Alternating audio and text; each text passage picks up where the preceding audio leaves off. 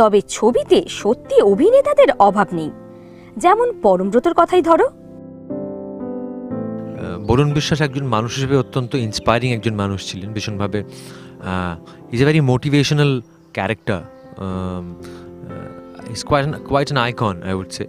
তো সেই জন্যে বরুণ বিশ্বাস, যেহেতু আমি সে চরিত্রে অভিনয় করছি, তার অনেকগুলো সিনই ভীষণভাবে সবাইকে একত্রিত করে একটা মুভমেন্টের দিকে এগিয়ে নিয়ে যাওয়া, একটা প্রতিবাদের দিকে এগিয়ে নিয়ে যাওয়া, এই ধরনের দৃশ্যের সংখ্যা বেশ কিছু আর কি ছবিতে।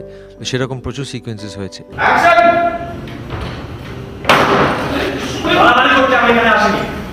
সেটা করার থাকে অনেক আগে প্রোগ্রাম এখানে তুলে নিয়ে সব কিছু ভেঙে চুলে দশটা চলে যেতে পারতাম, কিন্তু না, আমি একা এসেছি। এই জন্য বলতে এসেছি যে অনেক হয়েছে আর না। একটা ভয়ানক কঠিন সিকোয়েন্স হচ্ছে, যেটা হচ্ছে একটা বাজারের মধ্যে একটা গাছতলায় দাঁড়িয়ে একটা টুলের ওপর বৃষ্টির মধ্যে ঝমঝম করে বৃষ্টি পড়ছে, তার মধ্যে দাঁড়িয়ে বরুণ বিশ্বাস একটা খুব বেশ লম্বা একটা বক্তৃতা দেন আর কি। তো সেইটা করার সময় বেশ বেগ পেতে হয়েছে, বিকজ পুরুলিয়াতে এখনও বেশ ঠান্ডা।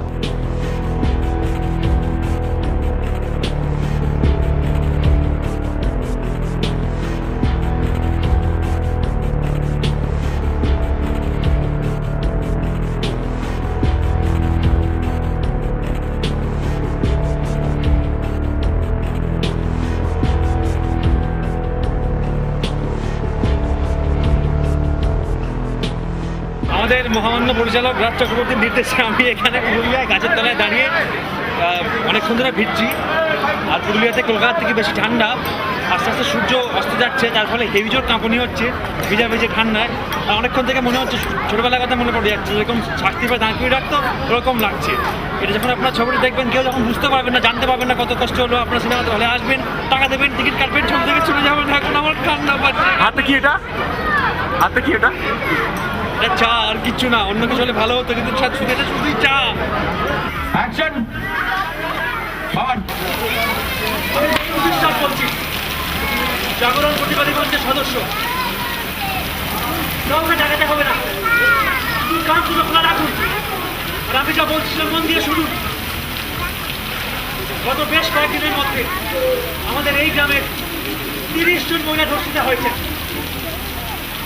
রিপোর্ট লেখাতে গেলে, কমপ্লেন করতে গেলে ওই জানোয়ারগুলো আবার চড়া হয়েছে, আরো বেড়ে গেছে অত্যাচার। পুলিশ কিচ্ছু করবে না, আমরা জানি, আমরা বুঝে গেছি। তার কারণ পুলিশের ওপর চড়া হয়ে বসে আছে ওই নেতারা।